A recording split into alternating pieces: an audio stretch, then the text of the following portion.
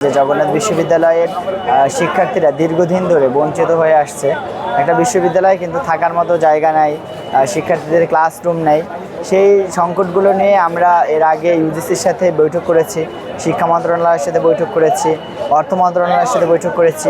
অর্থ মন্ত্রণালয় আমাদেরকে আশ্বস্ত করেছেন যে আমাদেরকে এবছর বাজেটে আমাদের জন্য বাজেট বৃদ্ধি করবেন, কিন্তু আমরা দেখতে পাচ্ছি যখন বাজেট আসলো তখন বাজেট আরও জগন্নাথ বিশ্ববিদ্যালয়ের জন্য কমানো হলো। আমরা ইউজিসির কাছে যাওয়ার পরে ইউজিসি বললো যে আসলে তাদের কিছু করার নেই।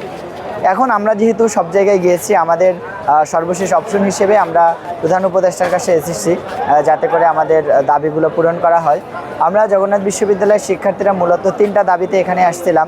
যে আমাদের বিশ্ববিদ্যালয় থেকে যে বাজেট প্রস্তাব করা হয়েছে 305 কোটি টাকা, এই বাজেটটা যাতে পুরোপুরিভাবে দেওয়া হয় এবং যতদিন না পর্যন্ত হলের নির্মাণ কাজ শেষ হয় ততদিন পর্যন্ত আমাদের শিক্ষার্থীদের জন্য 70% শিক্ষার্থীর জন্য আবাসন ভাষা নিশ্চিত করবে এবং আমাদের বিশ্ববিদ্যালয়ে যে প্রকল্পগুলো চালু রয়েছে এগুলো যাতে অগ্রাধিকার প্রকল্পের ভিত্তিতে দ্রুত এই কাজগুলো সমাধান করা হয়। জগন্নাথ বিশ্ববিদ্যালয়ে বিগত দিনে 11টা হল ছিল।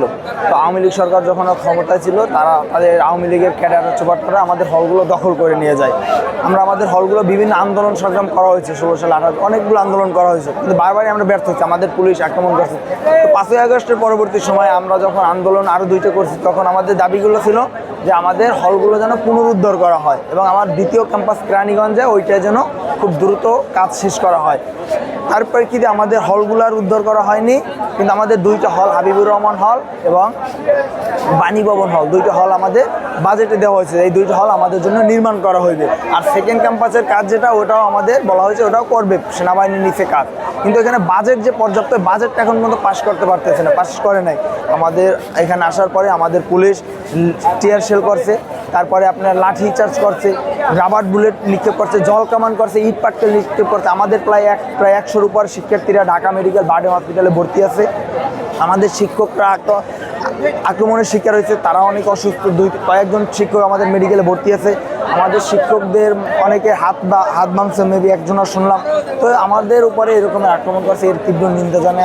আমরা চাই আমাদের মাদারগুলো যেন মেনে নেওয়া হয় এবং আমাদের জন্য পড়ার টেবিলে ফিরে যেতে দেওয়া হয়।